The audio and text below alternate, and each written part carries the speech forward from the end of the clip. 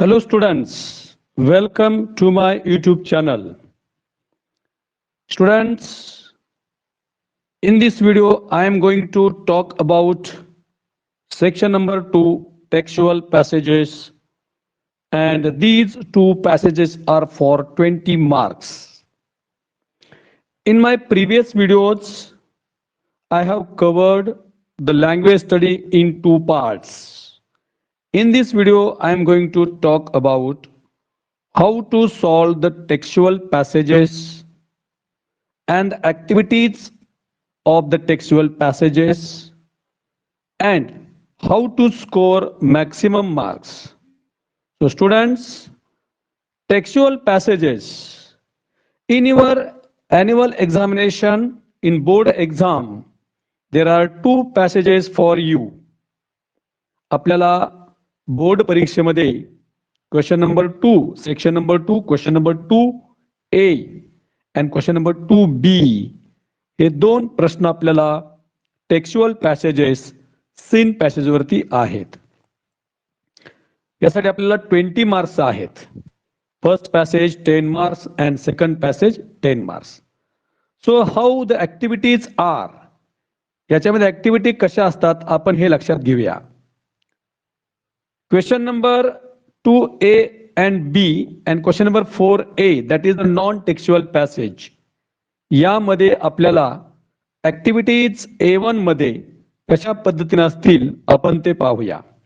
Students, in A1 simple factual questions are asked and you have to give the answer in one word. Students, in A1 activity, what kind of activities will be there in your board exam? आपल्याला A1 मध्ये बोर्डाच्या परीक्षेमध्ये या activity असणार आहेत. State the following statements are true or false. किंवा read the following passage and state whether the following statements are true or false. आपल्याला passage नीट व्यवस्थित वाचायचा आहे. Read the passage very carefully. Students, I advise to you is that मी तुम्हाला असा सल्ला देतो की you read one lesson or one poem minimum 10 times. एक धडा किंवा एखादी कविता पण कमीत कमी 10 वेळा वाचली पाहिजे. While reading the lesson, while reading the poem, try to understand the message or the theme of that lesson or the poem. Particularly समजा आपण लेसन बद्दल जर बोललो तर आपल्याला त्या लेसन मध्ये कोणकोणते कॅरेक्टर्स आहेत, त्यांचे रिलेशन्स काय आहेत, त्यांचे ओपिनियन्स काय आहेत हे आपण समजून घेतले पाहिजेत. If you understand the meaning of the lesson, the characters, the relation between the characters, त्या पात्रामध्ये असलेलं नातं जर आपण समजा समजून घेतलं तर आपल्याला पॅसेज व्यवस्थित कळाला तर you can solve activities of A1 and A2 very easily. आपल्याला टेक्स्चुअल पॅसेज मध्ये म्हणजे सीन पॅसेज मधील आपण या दोन्ही ऍक्टिव्हिटीमध्ये आपण आउट ऑफ मार्क आपण सहजपणे स्कोअर करू शकतो. याच्यामध्ये A1 मध्ये मोस्टली ट्रू ऑर फॉल्स आपल्या स्टेटमेंट दिलेले असतात. Read the statement very carefully. बऱ्याच वेळा विद्यार्थी ते स्टेटमेंट पॅसेज मध्ये शोधायचा प्रयत्न करतात.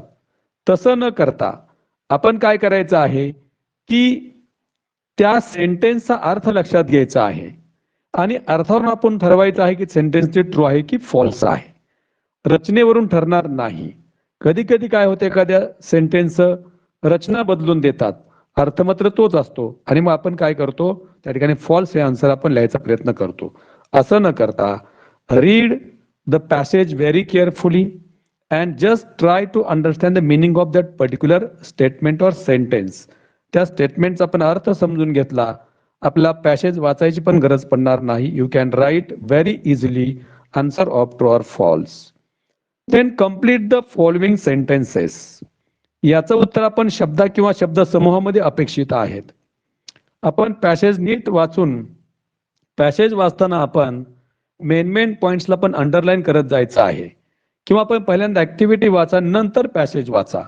म्हणजे आपल्याला कम्प्लीट द फॉलोइंग सेंटेन्स साठी बरोबर तुम्हाला त्या सेंटेन्सकडे जाता येईल किंवा त्या सेंटेन्सच्या दिलेल्या ऍक्टिव्हिटी शीटमध्ये दिलेल्या प्रश्नामधील जे अर्धवट सेंटेन्स आहे ती सेंटेन्स त्या पॅसेजमध्ये कुठं आहेत हे आपल्याला सापडतील. So because of that first of all read the half sentence of the activity sheet and then read the passage. आपण ते अर्थपूर्ण सेंटेन्स तयार व्हायला पाहिजे. Make that particular sentence meaningful. आपण जो पार्ट त्याला कंप्लीट करणार आहात don't forget to underline it. आपण त्याला अधोरेखित करायला विसरायचं नाही. त्याच्यानंतर पुढची जी ऍक्टिव्हिटी आहे आपल्याला टेक्स्च्युअल पॅसेजमध्ये it is for choose the correct alternative and complete the sentence. आपला 3 पर्याय देतात किंवा कधी कधी तुम्हाला 4 पर्याय देतील. तुम्ही त्या गॅपच्या ठिकाणी योग्य पर्याय फिल करून आपण त्याला अंडरलाईन करायची आहे. स्टुडंट्स, सगळ्यात महत्वाचं आहे, बऱ्याच वेळा विद्यार्थी काय करतात पॅसेज वाचत बसतात. आपण सीन पॅसेज लेसन आपण खूप वेळा वाचल्यामुळे automatically you know the appropriate alternative. तुम्हाला योग्य तो पर्याय माहीत असतो. If you don't know the appropriate option then you can read the passage. So complete the choose correct alternative मध्ये आपण योग्य अल्टरनेटिव्ह आपण त्या ठिकाणी फिल करून त्याला अंडरलाईन करायचं आहे. नेक्स्ट ऍक्टिव्हिटी आहे हू सेड टू होम. एक लक्षात घ्यायचं आहे की ज्या लेसन मध्ये कॅरेक्टर जास्त आहेत म्हणजे पात्र जास्त आहेत त्यांच्यामध्ये डायलॉग आहे असे लेसन मध्ये तुम्हाला table complete the following table मध्ये तुम्हाला हू सेड टू होमचा टेबल पूर्ण करायला सांगतात. हू कोण म्हणाले आणि हुम कोणास म्हणाले. तुम्ही 2 व्यक्तींची नावं लिहिली तर तुम्हाला या इथं पण तुम्हाला 2 पैकी 2 मार्क सहजपणे मिळू शकतात. You can score easily 2 out of 2 marks in this activity also. त्याच्यानंतर आपण थोडंसं पुढे जाऊया. आपल्याला A2 मध्ये सुद्धा काय काय ऍक्टिव्हिटी असू शकतात. Complete the web, complete the table, arrange the following sentence according to occurrence in the passage किंवा हू सेड टू हुम याच्यामध्ये विचारू शकतात किंवा describe the following or comprehension type question असतात. इथं वेब मध्ये सगळ्यात महत्वाचं आहे. सेंटरला एक मुद्दा देतात आणि त्यावेळेस आपल्याला साईडला जे मुद्दे असतात याच्यामध्ये सगळ्यात महत्वाची गोष्ट आहे Wien you read the passage underline the main points. त्याचबरोबर आपल्याला समज सेंटरला काय पॉइंट विचारला ते लक्षात घ्या. त्यावरून आपण कधी ऍक्शन्स असतील, कधी फीचर्स असतील, कधी पर्सन्स इन्व्हॉल्व असेल किंवा जे ओपिनियन्स असतील म्हणा. म्हणजे तुम्हाला ज्या ज्या पॅसेजमध्ये 4 मुद्दे महत्वाचे आहेत असे तुम्हाला ऍक्टिव्हिटी कम्प्लीट द वेबसाठी विचारतात किंवा कम्प्लीट द टेबल म्हणून तुम्हाला सुद्धा याच्यामध्ये ऍक्टिव्हिटी एखादा टेबल रकाना पूर्ण करा. अर्धवट माहिती तर आपण ती बाकीची माहिती पूर्ण करायला विचारतात किंवा घटनाक्रम आपण जो म्हणतो एक 4 इव्हेंट तुम्हाला देतात आणि त्या इव्हेंट कशा घडलेल्या आहेत आपण त्याला घटनेप्रमाणे कशा घटना घडलेत आपण त्या कालानुक्रमे तुम्ही त्या घटना व्यवस्थित अरेंज करायच्या आहेत. Who said to home this activity can be asked in A2. त्यानंतर describe the following or comprehension type of question. कधी तुम्हाला WH टाइप क्वेश्चन देतील, तुम्हाला ते मॅचिंग करायला सांगतील, तुम्हाला ते जोड्या लावायला सांगतील. अशा पद्धतीने किंवा कधी असं तुम्हाला की WH टाइप क्वेश्चन देऊन तुम्हाला त्या ठिकाणी 4 पर्याय देतील. इथं पण तुम्ही योग्य पर्याय त्या ठिकाणी निवडून लिहायचा आहे. सगळ्यात महत्वाचं म्हणजे टेक्स्च्युअल पॅसेज ऍक्टिव्हिटी सॉल्व्ह करत असताना सूचना कुठेही लिहायच्या नाहीत. राईट, आपण कृती त्या ठिकाणी करायची. For example complete the table, complete the web किंवा arrange the following sentence as there occurrences in the passage अशा सूचना कुठेही लिहायच्या नाहीत. किंवा फक्त table you can give the title of that activity. तुम्ही ते टायटल द्या किंवा table, web, true false, complete, परंतु सूचना कुठेही लिहायच्या नाहीत. तर A1 आणि A2 मध्ये easily you can score 4 out of 4 marks. इथं आपण 4 पैकी 4 मार्क सहजपणे मिळवू शकतो. व्होकॅब्युलरी मध्ये बऱ्याच वेळा विद्यार्थी थोडंसं वाचन कमी झाल्यामुळे समटाइम्स ते cannot score out of marks. But students, for this activity I advise you is that, तुम्हाला मी असा सल्ला देतो की आपले जे लेसन्स आहेत त्या लेसन्समध्ये मार्जिन स्पेसमध्ये सिमिलर वर्ड्स दिलेले असतात किंवा सिमिलर फ्रेजेसचे मिनिंग दिलेले असतात. तर आपण ते नीट सिमिलर वर्ड्स किंवा फ्रेजेस आपण त्याचा अर्थ नीट वाचायचा आहे. कारण आपल्याला परीक्षेमध्ये बोर्ड एक्झाममध्ये A3 किंवा सेकंड पॅसेज असतो B3 मध्ये आपल्याला मॅच द फॉलोइंग सिनोनिम्स और एंटोनिम्स, समानार्थी किंवा विरोधात शब्दांच्या जोड्या लावा किंवा find the similar words from the passage. खाली 4 शब्द देतात, त्या 4 शब्दांना पॅसेज मधून सिमिलर अर्थात शब्द शोधा. किंवा find the opposite words for the following from the passage. किंवा खाली दिलेल्या शब्दांना पॅसेज मधून अपोजिट वर्ड शोधा. सिमिलर वर्ड असताना पण मध्ये डॅश करायचा आहे, अपोजिट वर्डला मध्ये क्रॉस साइन करायचं आहे. त्याचबरोबर कधी कधी आपल्याला find pairs of nouns and adjective from the passage असं विचारतील. एक्झाम्पल दिले रॅपिड ग्लोबलायझेशन किंवा स्मार्ट वर्क. आपल्याला दोन्ही एकत्र लिहायला सांगतील किंवा कधी कधी आपलं काय करतील, नाउन देतील आणि तुम्हाला डिस्क्रायबिंग वर्ड्स किंवा ऍडजेक्टिव्ह ज्याला आपण म्हणतो ते पॅसेज मधून आपल्याला शोधायला सांगतील. तर आपण अगोदर डिस्क्रायबिंग वर्ड्स ज्याला आपण ऍडजेक्टिव्ह म्हणतो अगोदर लिहून नंतर आपण नाउन पुढे लिहून त्या डिस्क्रायबिंग वर्ड्सला आपण अंडरलाईन करायचं आहे. स्टुडंट्स कधी कधी आपलं असं म्हणतील वर्ड फॉर्मेशन मध्ये make nouns, make adjective, make adverb असं म्हणतील. किंवा sometimes find 4 adjective from the passage और फाइंड 4 ऍडव्हर्ब्स फ्रॉम द पॅसेज असं विचारतील. So students in vocabulary keep in mind you can score out of out marks. सगळ्यात महत्वाचं आहे आपल्या पुस्तकामध्ये किंवा आपल्या पोएट्री सेक्शन मध्ये सिमिलर वर्ड जे दिलेले असतात ते नीट वाचा आणि English workshop study in detail which activities are given for vocabulary. तर आपण ते नीट वाचलं, इंग्लिश कोर्सबुक त्याच्यामधले व्होकॅब्युलरी रिलेटेड ऍक्टिव्हिटी आपण नीट वाचा आणि मार्जिन स्पेस मध्ये सिमिलर वर्ड्स जर आपण नीट वाचले तर definitely you can score good marks in this activity. So याच्यामध्ये तुम्हाला क्रॉसवर्ड पझल असेल, वर्ड ग्रीड असेल असे विचारतील. Next in textual passages A4 is a grammar activity as directed. इथं आपल्याला एक्झाम मध्ये change the voice, question tag, not only but also as well as किंवा use able, enable, make exclamatory, रिडनरिक speech, degree असे grammar activity विचारलेले असतात. आपल्याला board exam मध्ये डायरेक्ट सूचना न देता sometimes they give you clue or sometimes they provide you options. आपल्याला ते ऑप्शन पण देतात परीक्षेमध्ये. For example change the voice. He made his first flight. Begin your sentence with his first flight. His first flight is a object in this sentence. या वाक्यामध्ये his first flight हे object आहे आणि object असल्यामुळे आपण या ठिकाणी पटकन लगेच म्हणजे हे सेंटेन्स पॅसिव्ह मध्ये करायचं आहे. His first flight was made by him. कारण हे सिंपल पास्ट मधलं सेंटेन्स आहे. या ठिकाणी आपण वॉज हेल्पिंग वर्ब घेतलं.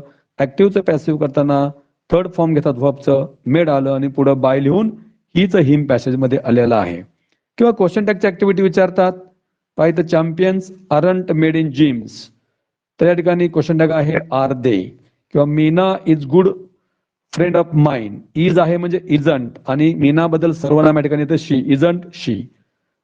तसं आपण वरच्या वाक्यामध्ये पाहिलं, पहिल्या वाक्यामध्ये champions aren't made in gyms या वाक्यामध्ये आर एनटी निघून गेलेला आहे आणि चॅम्पियन्स बद्दल प्रोनाउन दे आलेला आहे. Are they question mark. We live in the age of rapid globalisation. Third sentence जे आहे या ठिकाणी हेल्पिंग वर्ब नाही. मग आपण या ठिकाणी जर हेल्पिंग वर्ब नसेल तर सी द मेन वर्ब. ठिकाणी मेन वर्ब आहे लिव्ह. लिव्ह हे प्रेझेंट फॉर्म मध्ये म्हणून या ठिकाणी डू आलेला आहे. अफर्मेटिव्ह सेंटेन्स आहे, क्वेश्चन निगेटिव्ह पाहिजे तिथे एनटी ऍड केलेला आहे. डोंट आणि सब्जेक्ट जो आहे तो वी असल्यामुळे don't we is the right answer. आपल्या डिग्रीमध्ये सुद्धा प्रश्न आपल्या एक्झाम मध्ये विचारू शकतात. परीक्षेमध्ये आपल्याला एक्झाम मध्ये डिग्रीचे पण डिग्री हा grammar topic is also very important. पाहिलं Stephen Hawking is the greatest scientist. या ठिकाणी सेंटेन्स सुपरलेटिव्ह डिग्रीमध्ये आहे. आपल्याला कंपॅरेटिव्ह आणि पॉझिटिव्ह करायचं आहे. जर सुपरलेटिव्ह मध्ये द ईएसटी असेल तर positive begins with no other. No other scientist is as great as Stephen Hawking. आणि कंपॅरेटिव्ह करताना स्टीफन हॉकिंग इज ER म्हणजे ग्रेटर पुढे दॅन एनी अदर सायंटिस्ट असे सेंटेन्स आलेलं आहे. त्याचबरोबर Stephen Hawking is one of the greatest scientist degree superlative आहे. या ठिकाणी आपण CD करताना कंपॅरेटिव्ह करताना Stephen Hawking is greater than most other किंवा दॅन मेनी अदर सायंटिस्ट असं आलेलं आहे. कारण जर वन ऑफ द सुपरलेटिव्ह मध्ये असेल तर कंपॅरेटिव्ह करताना ER और मोर दॅन मोस्ट अदर किंवा दॅन मेनी अदर असं लिहायचं असतं. त्याचबरोबर पॉझिटिव्ह डिग्री करताना सुपरलेटिव्ह मधून पॉझिटिव्ह मध्ये येत असताना सुपरलेटिव्ह मध्ये वन ऑफ द EST असेल तर पॉझिटिव्ह करताना आपण एखादी व्हेरी प्युअर सुरुवात करतो. Very pure scientist are as great as Stephen Hawking. आपल्याला ग्रामर मध्ये एक्सक्लेमेटरी ऍक्टिव्हिटी महत्वाची आहे. It is extremely cold in winter. Very इथं व्हेरी एक्स्ट्रीमली म्हणजेच व्हेरी आर्टिकल नसल्यामुळे या ठिकाणी आपण हाऊने स्टार्ट केलेलं आहे. ऍडजेक्टिव्ह आहे cold. How cold it is. Remaining part in winter exclamatory mark. किंवा she is a very smart girl. Very असल्यामुळं exclamatory sentence begins with what. What a smart girl she is exclamatory mark. Tense वर सुद्धा आपला प्रश्न exam मध्ये विचारू शकतात. Grammar मध्ये friends share the problems. Rewrite into past perfect tense. तर पास्ट परफेक्ट टेन्स मध्ये हॅड प्लस V3 म्हणजे वर्ब थर्ड फॉर्म घेतात. Friends had. शेअरचं थर्ड फॉर्म आहे shared. Friends had shared the problems. The soldiers will attack on enemy. Rewrite into present continuous tense. आता present continuous tense मध्ये am is are आणि व्हर्बला ING आपण लिहित असतो. सब्जेक्ट आहे द सोल्जर्स. सोल्जर प्लुरलला आर येणार आहे. The soldiers are attacking on enemy. Indirect speech पण आपल्याला एक्झाम मध्ये विचारू शकतात. ग्रामर मध्ये एक्झाम्पल आहे Sita said to Ram I am very busy today. आता इथे सेंटेन्स हे स्पीच आहे ते असर्टिव्ह आहे. स्टेटमेंट आहे त्यामुळे या ठिकाणी सीता सेड टू च टोल्ड येणार आहे. Sita told Ram. Conjunction that येणार आहे. दॅट नंतर आय म्हणजे सीता. तो सर्वनामात बदल झालेला आहे शी. एमिजारचं वॉच किंवा वेअर मध्ये करायचं आहे. That she was very busy टुडेचं दॅट डे आलेलं आहे. किंवा he asked me is the world so poor that it cannot give me a toy or book instead of forcing me to take a gun or tool. He asked me if the world, it's was झालेला आहे. So for that it cannot झालं could not. give me the him आलेला आहे. a toy or book instead of forcing परत me the him असा बदल झालेला आहे. to take a gun or a to लास्टला फुल स्टॉप आलेला आहे. अशा तऱ्हेने आपल्याला ग्रामर मध्ये पण आपण 2 आउट ऑफ 2 मार्क आपण सहजपणे स्कोर करू शकतो. For that 10 change the voice, question tag, indirect speech, degree, make exclamatory assertive, modal auxiliary, infinitive gerunds. हे टॉपिक खूप महत्वाचे आहे. ते नीट आपण व्यवस्थित रीड करा. परीक्षेत आपला ऑप्शन देतात किंवा बिगिन विथ असं म्हणतात. So if you have the good knowledge of the concept of each and every grammar topic, surely you can score out of out marks in grammar activity also. Students, in A5 and B5, your merit depends on this activity. If you want to score 20 out of 20 marks in textual passages, then A5 or B5, that is the personal response activity, is very important. Here you are asked, give reasonable answer, give justification to your answer, convince examiner through your answer, give proper reasons. You can write answers in points. हे तुम्ही लक्षात ठेवणं खूप गरजेचं आहे. किंवा sometimes you can begin your answer like according to me. बघा what according to you तेव्हा तुम्ही सुरुवात कशी करायची आहे अकॉर्डिंग टू मी. किंवा what do you think that I think that. किंवा what is your opinion in my opinion. किंवा अकॉर्डिंग टू माय ओपिनियन. अशी आपण सुरुवात त्या ठिकाणी करायची आहे. If you are asked your opinion then you can begin your answer like this. Here is a sample answer for A5 or B5. If I find see the activity, what would you do? What would you do if you find injured bird? Injured bird तुम्ही जर पाहिला तर तुम्ही काय कराल? If I find injured bird, I would do the following things to save the bird. आणि आपण मुद्द्यामध्ये आपण आन्सर मांडलेला आहे नंबर टाकून. First I would pick up in my hands carefully. Then I would take it to my home. Then I would check its injuries and wounds and give first aid. Then I would keep it in a cage to save it from any attack. म्हणजे तुम्ही काय कराल? Suggestions म्हणा, advice म्हणा, तुमचं मत इथे विचारलेलं असतं. Students, write the answers by using proper tense. Question मध्ये काय टेन्स आहे बघा. तुमचा आन्सर पण त्याच टेन्स मध्ये असणं गरजेचं आहे. So students, for this activity I suggest you that to score 20 out of 20 marks in textual passages. Read all lessons again and again. Read, read how many characters are there, the relations, their opinions, आणि vocabulary नीट वाचा. ग्रामरचा concept नीट लक्षात असू द्या. If you know all these things, then definitely you can score 20 out of 20 marks in textual passages. So in this video, just I have covered the section number 2 of 10th activity sheet. It is textual passages. So thank you so much for watching this video. In my next video, I will cover the section number 3, poetry section. So students, watch this video again and again and try to follow which instructions I have given to you in this video. Thank you so much.